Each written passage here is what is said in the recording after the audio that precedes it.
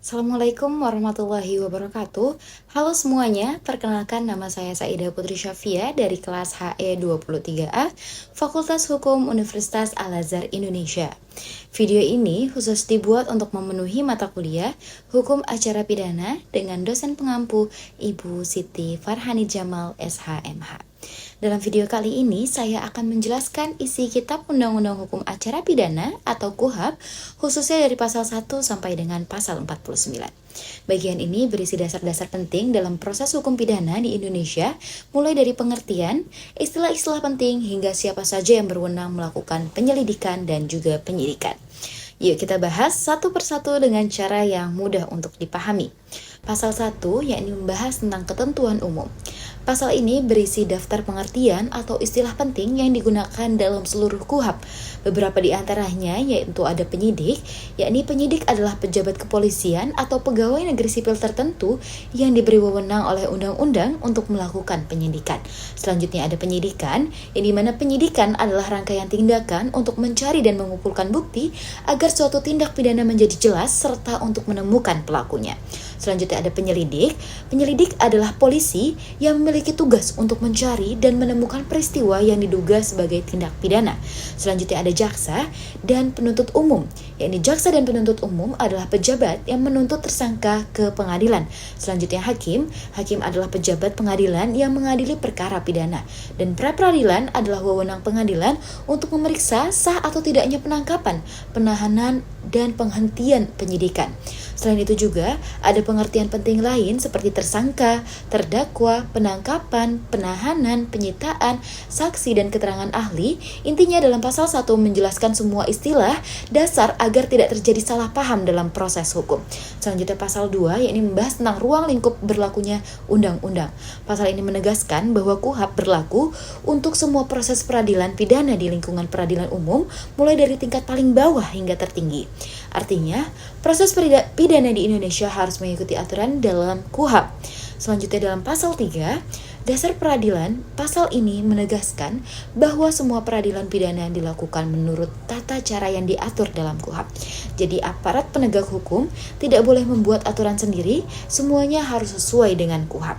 Selanjutnya pasal 4, yakni penyelidik. Penyelidik adalah setiap pejabat Polisi Negara Republik Indonesia, artinya semua anggota kepolisian bisa berperan sebagai penyelidik dalam tahap awal penanganan perkara pidana. Selanjutnya pasal 5 yakni wewenang penyelidik. Nah, ini penting, penyelidik punya dua jenis wewenang, yakni wewenang karena kewajibannya seperti menerima laporan atau pengaduan tentang tindak pidana, mencari keterangan dan barang bukti. Selanjutnya menyuruh berhenti seseorang yang dicurigai dan memeriksa identitasnya, serta melakukan tindakan lain yang bertanggung jawab menurut hukum. Yang kedua, yakni wewenang atas perintah penyidik, seperti melakukan penangkapan, penggeledahan, dan penyitaan. Selanjutnya memeriksa surat-surat, mengambil sidik jari atau memotret seseorang, dan membawa seseorang ke hadapan penyidik. Setelah itu, penyelidik wajib membuat laporan hasil tindakan kepada penyidik. Selanjutnya pasal 6, siapa itu penyidik? Pasal ini menjelaskan bahwa penyidik terdiri dari dua jenis, yakni pejabat Polisi Negara Republik Indonesia dan pegawai negeri sipil tertentu yang diberi wewenang khusus oleh undang-undang, misalnya seperti petugas bea cukai, imigrasi, atau kehutanan. Syarat kepangkatan mereka akan diatur lebih lanjut lewat peraturan pemerintah. Selanjutnya pasal 7 yakni wewenang penyidik. Penyidik memiliki wewenang yang lebih luas dibanding penyelidik, antara lain menerima laporan atau pengaduan, melakukan tindakan pertama di tempat kejadian, menangkap, menahan, menggeledah, dan menyita barang bukti. Selanjutnya memanggil saksi atau tersangka, mendatangkan ahli, menghentikan penyelidikan bila perlu, dan melakukan tindak pidana dan melakukan tindakan lain yang sah melakukan menurut hukum. Intinya, penyidik bertugas mencari kebenaran dan membuktikan adanya tindak pidana. Selanjutnya, pasal 8, yakni berkas perkara. Setiap tindakan penyidik harus dibuat berita acara, yaitu laporan resmi yang menjelaskan apa yang dilakukan. Setelah itu, penyidik wajib untuk menyerahkan berkas perkara kepada penuntut umum. Yang penyerahan itu dilakukan ada dua tahapan. Yang pertama, hanya berkasnya saja, dan yang kedua, setelah lengkap, penyidik menyerahkan tersangka dan juga barang buktinya. Dan pasal 9, wilayah wewenang penyelidik dan juga penyidik memiliki wewenang di seluruh wilayah Indonesia, tetapi biasanya mereka bekerja di daerah hukum tempat mereka diangkat. Baik, selanjutnya pasal 10, penyidik pembantu. Pasal terakhir untuk bagian ini menjelaskan tentang penyidik pembantu. Mereka adalah pejabat kepolisian yang ditunjuk oleh Kapolri dengan syarat kepangkatan tertentu. Penyidik pembantu memiliki wewenang hampir sama dengan penyidik, kecuali soal penahanan yang harus atas perintah penyidik utama. Kalau di bagian sebelumnya kita sudah mengenal penyelidik dan penyidik, kali ini kita akan masuk ke pembahasan tentang penyidik pembantu, penuntut umum, dan awal mula aturan tentang penangkapan dan penahanan. Mari kita bahas satu persatu dengan sederhana.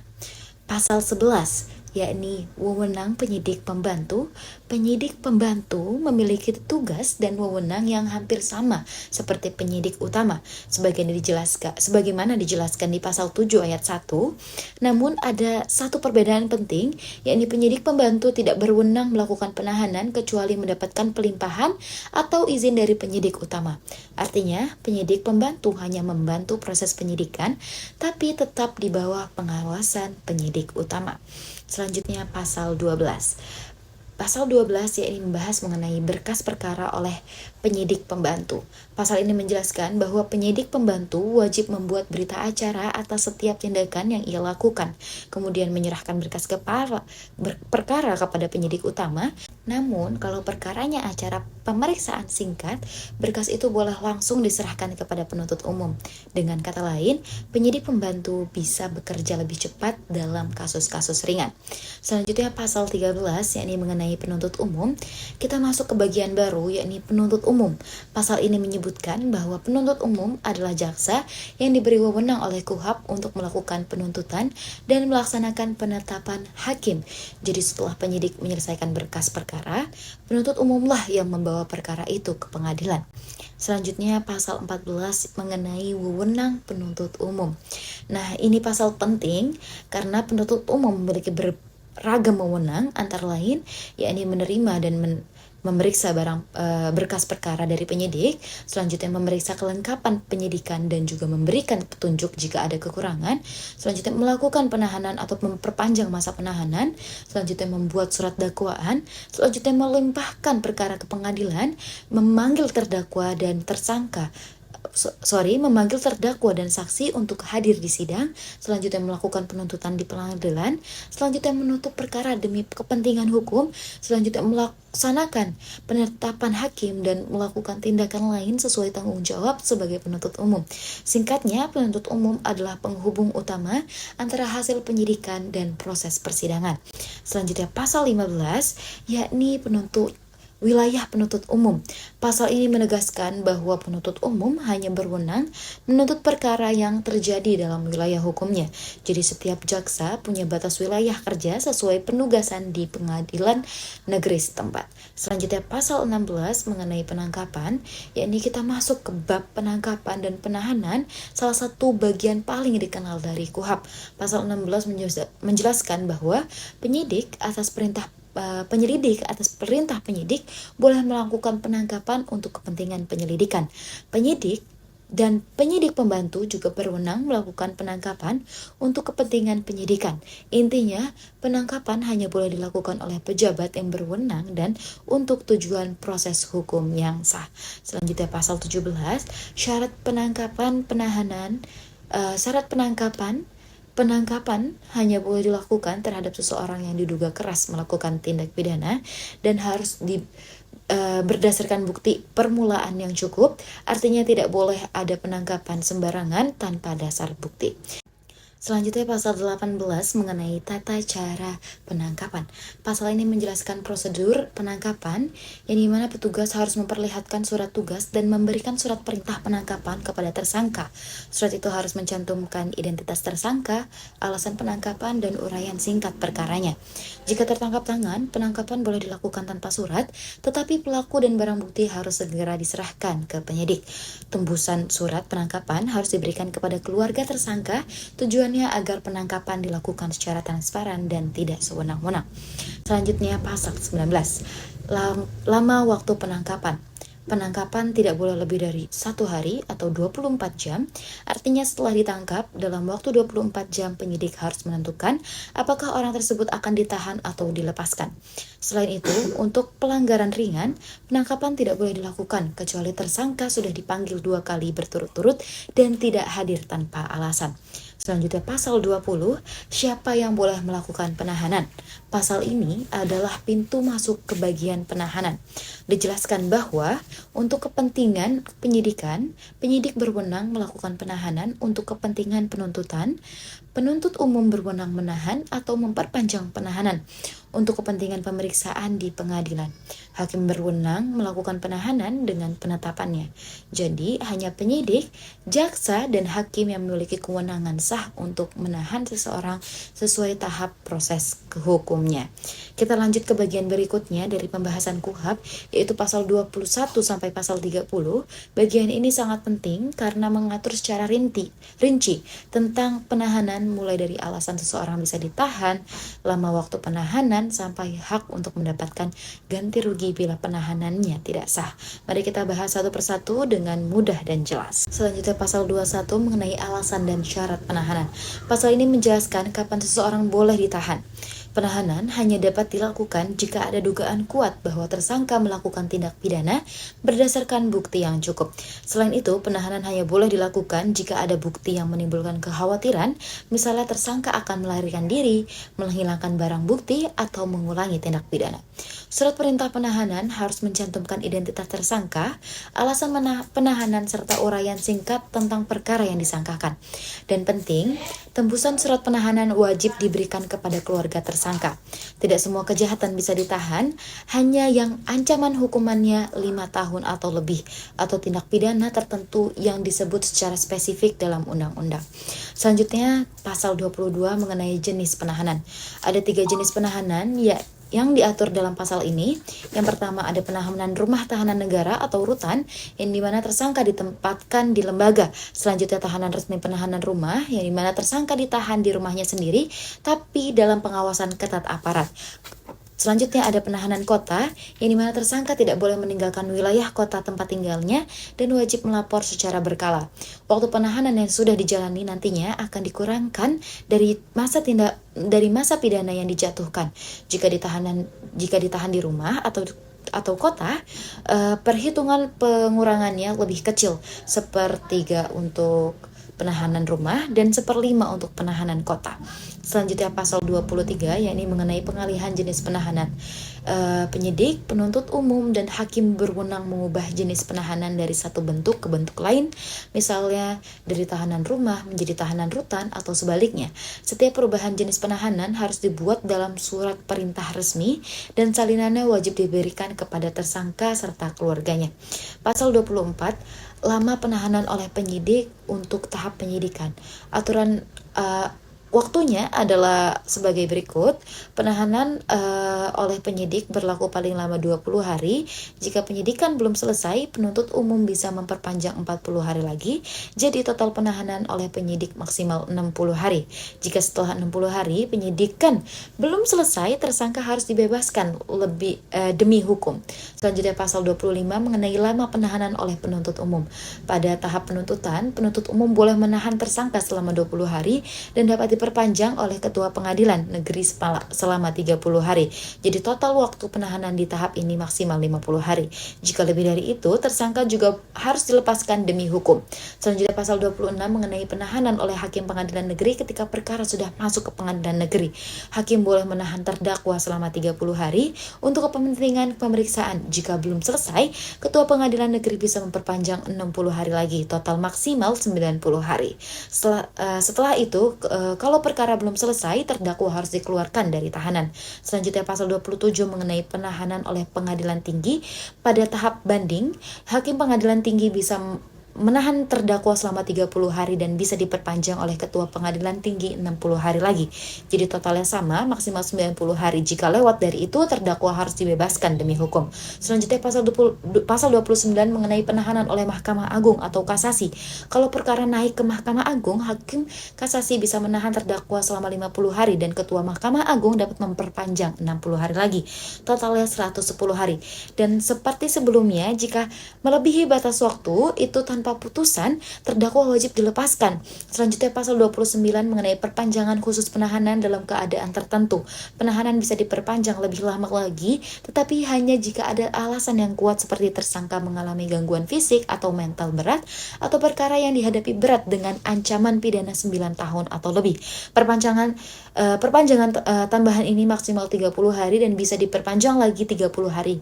Kedua, jika benar-benar diperlukan. Namun, tetap ada pengawasan ketat dari pejabat yang berwenang seperti tersangka mengalami gangguan fisik atau mental berat atau perkara yang dihadapi berat dengan ancaman pidana 9 tahun atau lebih, perpanjangan tambahan ini maksimal 30 hari dan bisa diperpanjang lagi 30 hari.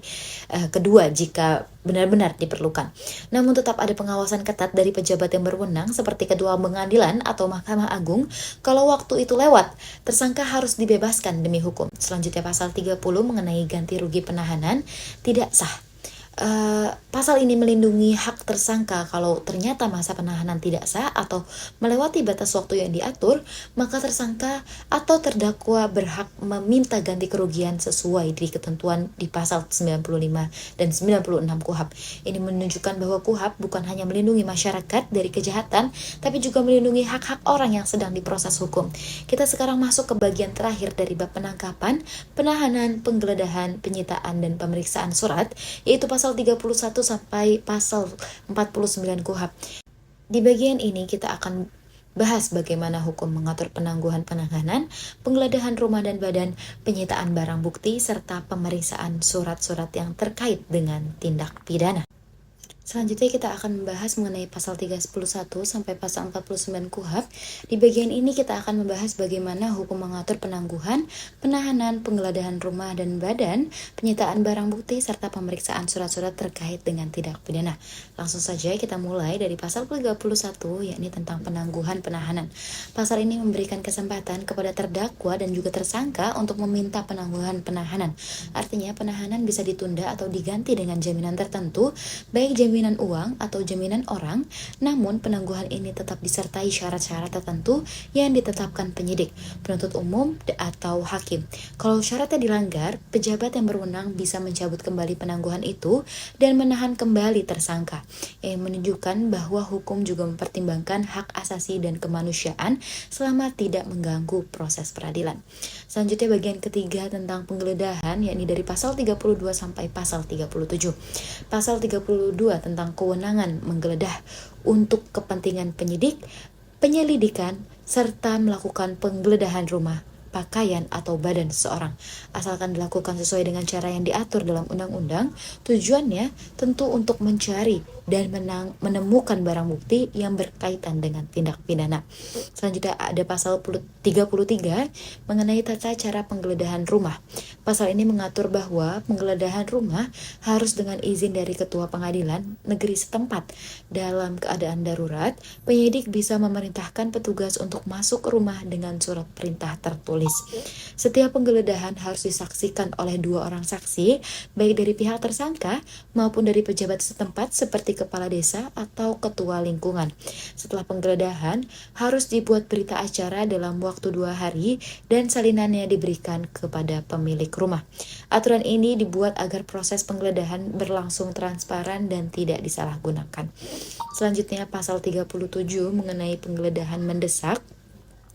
Dalam situasi ini sangat mendesak, penyidik boleh melakukan penggeledahan tanpa izin pengadilan terlebih dahulu.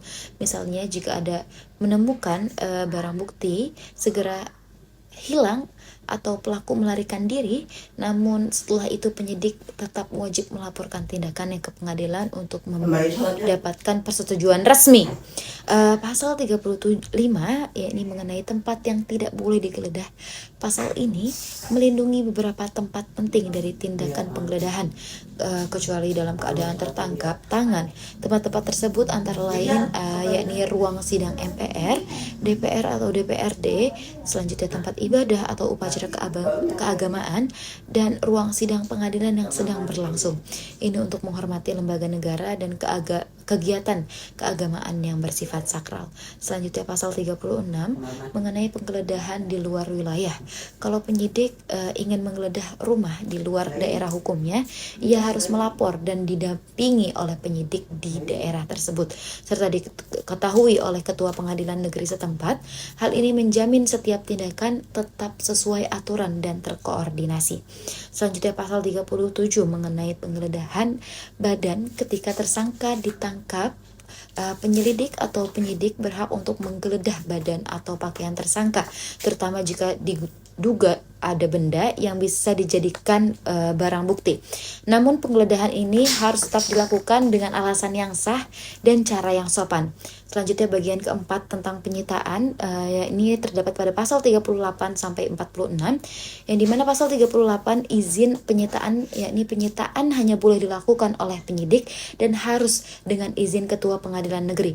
Namun kalau situasinya sangat mendesak dan tidak sempat minta izin terlebih dahulu, penyidik boleh menyita barang bergerak lalu segera melaporkan tindakan ke pengadilan untuk disetujui. Selanjutnya pasal 39 mengenai barang yang dapat disita.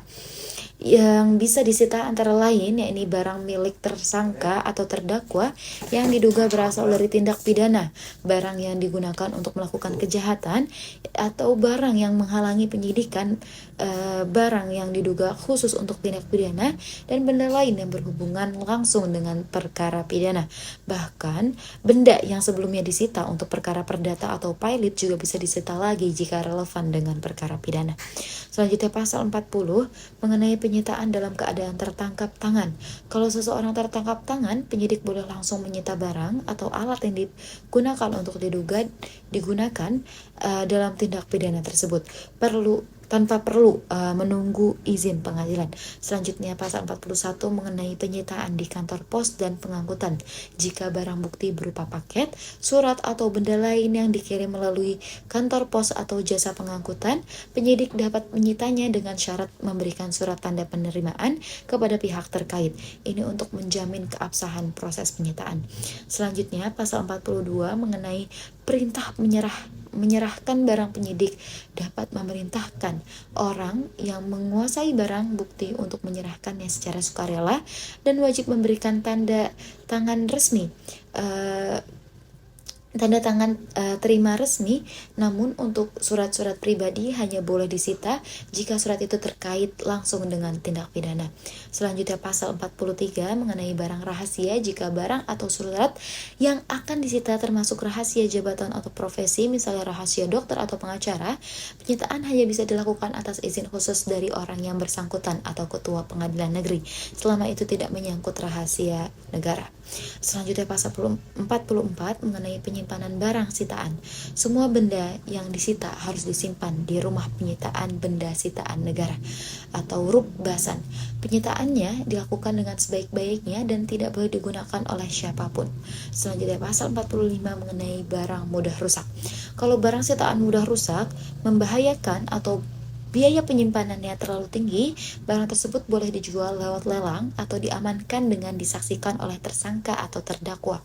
Hasil penjualan akan disimpan sebagai barang bukti berupa uang, sementara barang terlarang seperti narkotika atau senjata ilegal harus dimusnahkan.